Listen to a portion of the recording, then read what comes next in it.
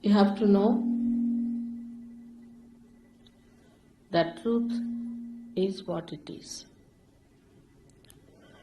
We cannot conceptualize it with our human awareness. We cannot order it. We cannot manipulate it. We cannot organize it. It is what it is, has been and will be. And what is the truth? Truth is that we are surrounded, or we are penetrated, or we are nourished, looked after and loved by a very subtle energy, which is the energy of divine love. The second truth is that we are not this body, this mind, these conditionings, this ego, but we are the spirit. You don't have to accept what I am saying blindly, because blind faith leads to fanaticism. But as scientists, you must keep your mind open and see for yourself what I am saying. If it is so, honestly, you must accept it.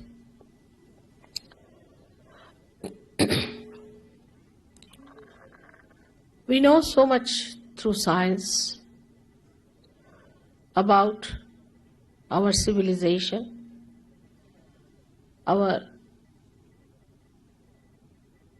advancement. This is the advancement of a tree which has grown outside very much. But if we do not know our roots, we will be destroyed. So it is important to know about our roots. And this is what it is that I would say are our roots. As you can see, there are 7 centers within us.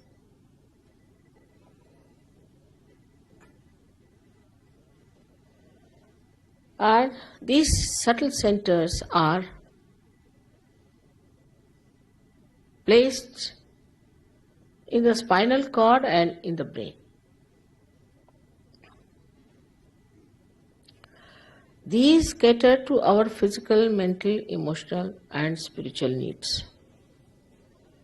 On the physical side, they manifest the energy for the use of our plexuses, which look after our physical problems. That is on the right side. The energy which is supplied by this yellow line, a subtle channel, we call it as the Pingala Nadi. This supplies energy for our physical and mental actions. So this is the power of action within us, which also caters to the right sympathetic nervous system. The another channel you see on the left hand side is the channel by which we desire, put our energy to our desire. So this is the power of desire and looks after our emotions. This is the one which looks after our conditionings also. At the end of these 2 channels, they create 2 institutions. One on the right side crosses over, and the yellow balloon that you see is the ego, is the balloon of ego that we have. And the left hand side one, which conditions our mind, is the balloon of superego. As we start growing in age, by the time we are 12 years of age, these two completely meet and the soft bone in our head becomes completely calcified. Now there's third energy within us, which is in the center. And this central energy is the one which has made us human beings. And these centers are the milestones of our evolution. So now the last jumping is left out. It has reached up to the limbic area. Now, only thing is it has to break through the soft bone on the head and break through that, which is the actualization of baptism. Baptism is not an artificial thing. It is an actualization. But the energy that does it is, we call it sleeping energy, in the triangular bone called as sacrum. That means the Greeks knew that this is a sacred bone, that they called it sacrum. This energy has to rise and break through that fontanelle bone area and connect us to that subtle divine power which we have never felt during human awareness.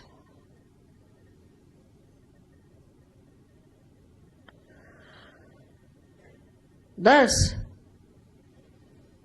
we get connected to this divine power and we start feeling it on our fingertips. It's described in the Quran that at the time of resurrection, your hands will speak and they will give witness against you. That is, you start feeling your own centers. These are 5, 6 and 7 centers, and they indicate what's wrong with you within yourself. What's the problem?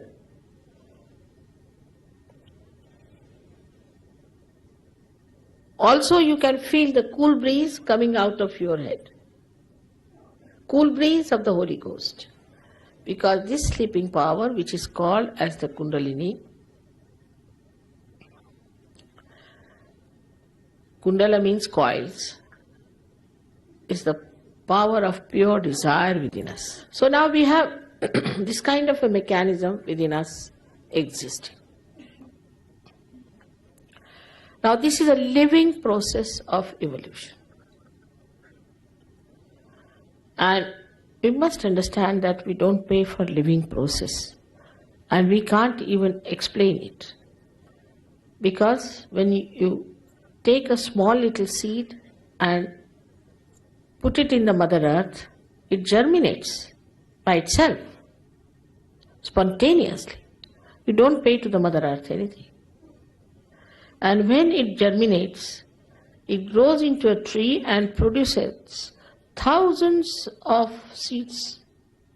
So in that little seed, the map of all the things it was going to create is there.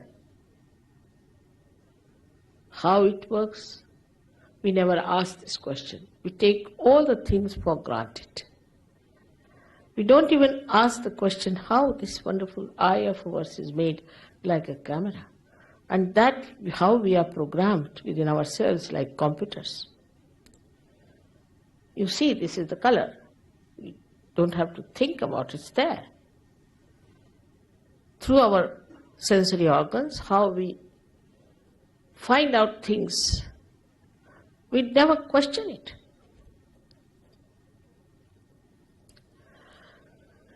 But to answer now all our questions, We have to become the divine computer.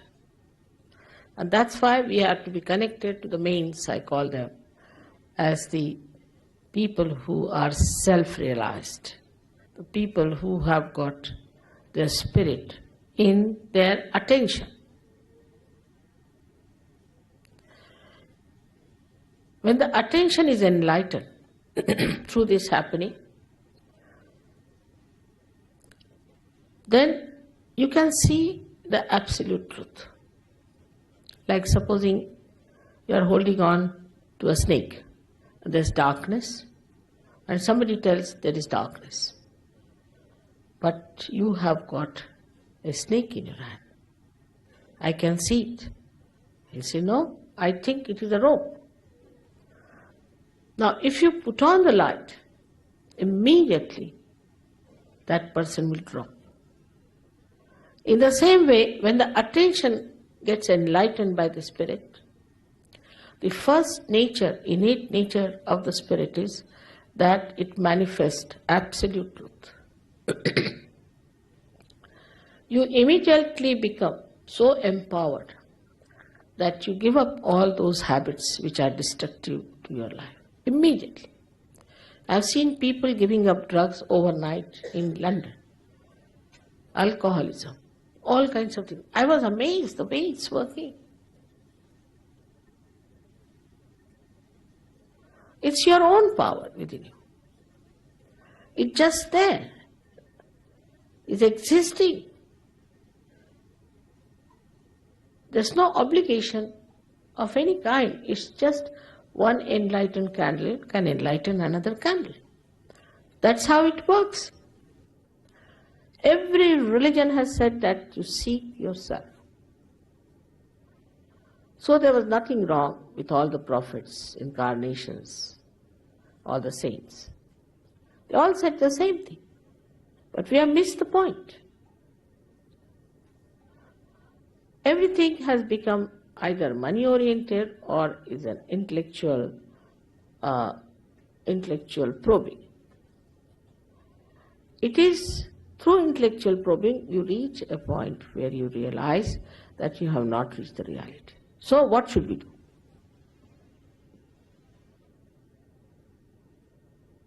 And this is a very great gift of modern times, which was promised long time back. It's described already in our Puranas that at the time, these modern times called as Kali Yuga, the Parama Chaitanya or this all-pervading power will become active. Means there is Kruta Yuga, it will become active. And through it, thousands of people will get their realization. Even in the Bible, they have said that it's quite a limited number. John has written in his Revelation, it's quite a limited number, but we have already crossed that. And so many people have to become realized souls. It's very important today, and it's so easy. Sahaja. Saha is with, Ja is born. Born with you is the right to become one with the divine, united with the divine, that is yoga. Yoga is nothing but to be united with that divine power. That's what yoga is. All other things are subsidiary. This union brings forth new dimensions on our central nervous system. As an evolution, we always develop a new dimension. By this, you develop a new awareness of collective consciousness, by which you can feel other people, their centers. Sitting down here, you can feel the center of somebody who is dead. Even you can feel his centers and find out what he was. Was he a realized soul or not? You can find out about anybody, whether he was a realized soul or not, sitting down here. You have to just think about it, put your hands. If you are a realized soul, you can feel on your fingertips what is the problem. And somehow if you know how to correct those problems, you get rid of your own diseases and the diseases of others, your own problems and the problems of others. First you enter into a state of mind which we call as thoughtless awareness. When you cross this center of Agya, that is placed in the optic chiasma, you become thoughtlessly aware. You are aware, but there is no thought. What a blessing it is.